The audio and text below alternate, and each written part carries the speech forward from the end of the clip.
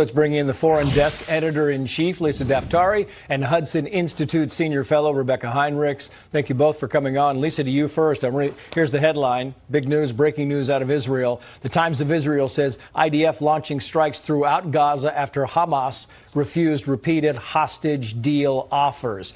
Ceasefires like this, when they end, they're very difficult to put back together. Fair? That's the reason why this fell apart. Look, Israel is observing that they're playing games. Hamas is playing games. They were not releasing hostages. They were not going to sign on to an extension of the current ceasefire. So this was going to fall apart anyway. In the meantime, what was happening?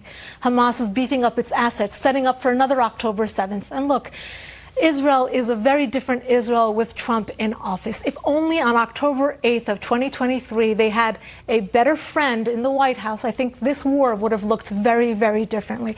And that's what we're seeing right now.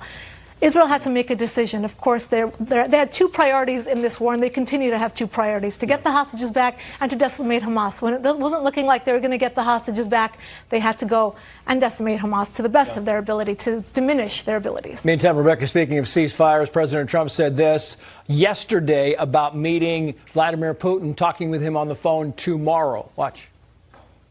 I'll be speaking to President Putin on Tuesday. I'll be talking about land. It's a lot of land. It's a lot different than it was before the wars. We're already talking about that, dividing up certain assets. There were reports earlier, Rebecca, that the Trump administration agreed to allow Russia to recognize Crimea. The White House has knocked that down altogether. What do you think about the negotiations tomorrow?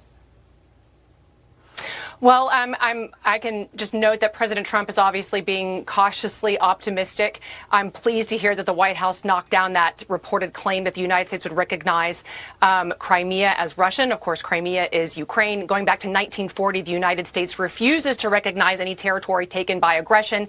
And so now at this point, we just got to see what the Russians are willing to do. They've been unwilling to stop its assault against Ukraine in order to even get to a ceasefire. The previous Trump administration had a stable relationship with the Russians only because it established deterrence. It had 8,000 troops, American troops we put into Poland. We supported European deterrence initiative inside of Europe. So I'm looking forward to seeing what President Trump is willing to put on the table to compel the Russians to finally agree to a ceasefire. Yeah. Meantime, on Truth Social, the president said this about the Houthi attacks.